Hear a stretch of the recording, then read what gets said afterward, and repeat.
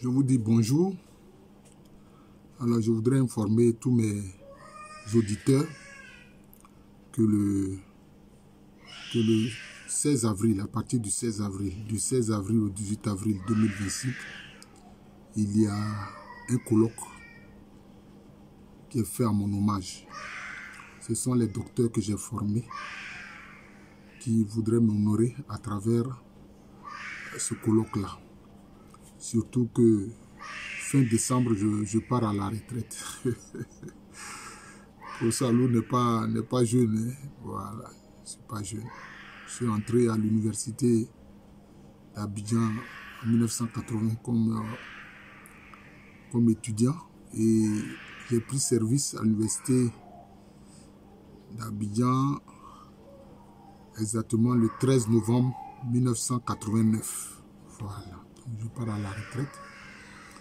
Et donc cet hommage qui est fait à mon honneur, pardon, ce colloque qui est fait à mon honneur, j'en suis heureux. Je voudrais remercier tous ceux qui en ont eu l'initiative. Je pense au docteur Angwa, maître de conférence, au docteur Ayemou et à tous les autres. Je ne peux pas les citer tous, mais en tout cas, je crois avoir formé près de 35 docteurs. Voilà, 35 docteurs. Je pense au docteur Kaba Brahima qui lui est à l'université de Kankan en Guinée. Je pense à Assa Traoré, qui est à l'université de Bamako, que j'ai formé aussi, et puis à Ahmed Ibrahim, qui est à l'ENS de Bamako, que j'ai formé, les docteurs que j'ai formés. Ils sont nombreux, je ne peux pas les citer tous. Il y en a qui sont à l'université de Daloa, à l'université de Bouaké, à l'université de Bondoukou, etc., à l'université d'Abidjan même. Bon, voilà. Alors, votre participation sera vraiment la bienvenue. Voilà. Alors, quelquefois, il y a des choses comme ça qui sont liées à des faits historiques, mais on ne fait pas attention. Vous voyez que venant d'Europe, nos sœurs-là ont adopté ça, ce qu'on appelle le haut talon. La chaussure que les femmes portent qu'on appelle le haut talon. Vous savez d'où ça vient? C'est lié à un événement historique. Le haut talon est lié à un événement historique. Lorsque l'Europe a connu la phase de l'Empire romain, ce n'est pas tous les pays d'Europe qui ont connu cela. Hein. La France a connu, etc. Mais je crois que pour ce qui concerne la Germanie, c'est-à-dire les territoires des peuples germaniques, bon, ils ont eu à repousser hein, les Romains. Donc, la colonisation romaine ne s'est pas suffisamment implantée sur les territoires germaniques. Voilà. Et donc, le haut talon, ça vient d'où? Après cette phase-là, de la période de l'Antiquité romaine, il y a ensuite, disons,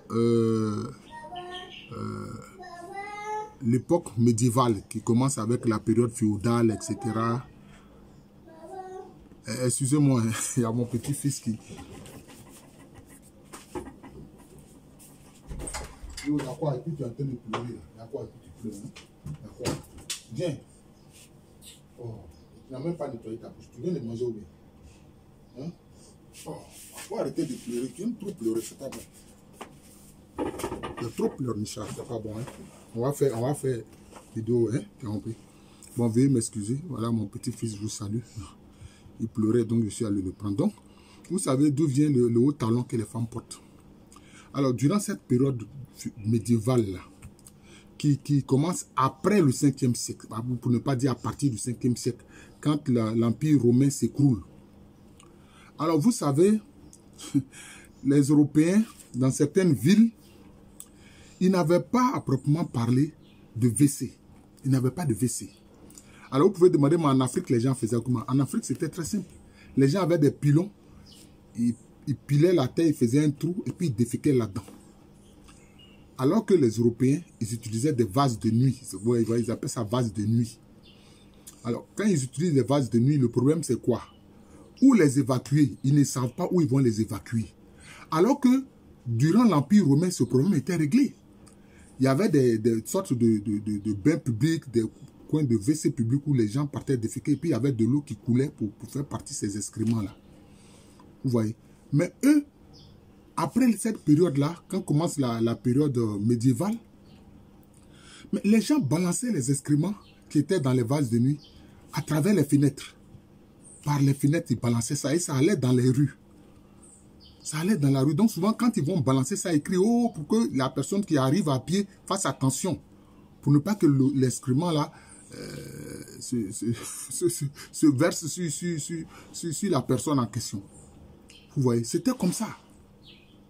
C'était malheureux, mais c'était comme ça. Et donc les femmes en souffraient.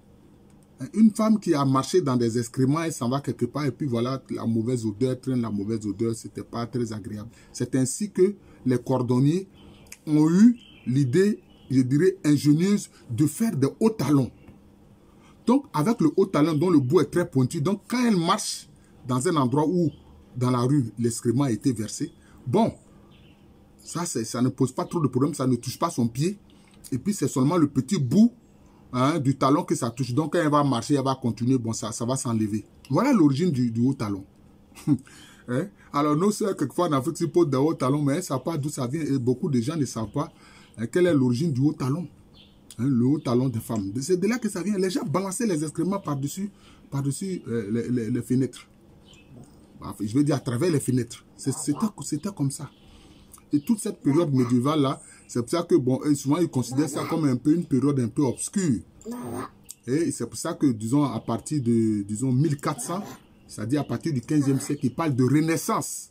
C'est comme s'ils renaissent, en considérant que toute cette période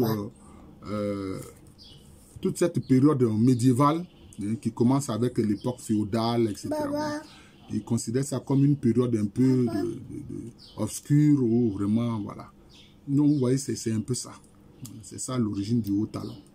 Voilà, merci encore, bonne journée et excusez-moi, j'ai dû me lever pour aller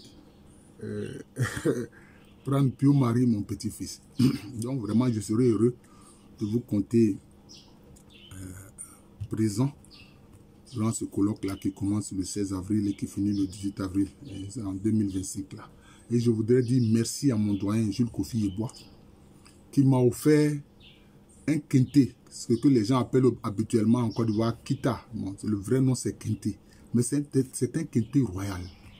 C'est tellement lourd. Est-ce que je pourrais le porter le jour de la cérémonie? C'est tellement lourd. Donc vraiment c'est impressionnant et puis c'est lourd.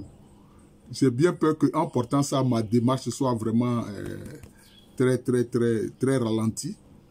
Et je voudrais dire infiniment merci à mon doyen bien-aimé Jules Kofi Yeboah, qui a fait beaucoup pour l'histoire de la Côte d'Ivoire. Parce qu'avec son émission Connais-tu mon beau pays, il a parcouru toute la Côte d'Ivoire. Et en ce moment-là, les anciens vivaient, il a recueilli l'histoire de pratiquement tous les peuples de Côte d'Ivoire. Et quand je lui ai dit, mais où tout ça en est, il dit, mon il a enregistré un renseignement sur des bandes. Hein, des bandes. Mais malheureusement, les gens enregistraient d'autres émissions sur ces bandes-là. Donc ces bandes-là sont perdues. Tout ce travail monumental est perdu. Oh, ça me fait mal. Yako à mon doyen Jules Kofi Yeboah, Yako à moi-même, et Yako aux historiens qui auraient pu utiliser justement toutes ces données de la tradition orale, toutes ces données importantes-là. Je vous souhaite une bonne journée.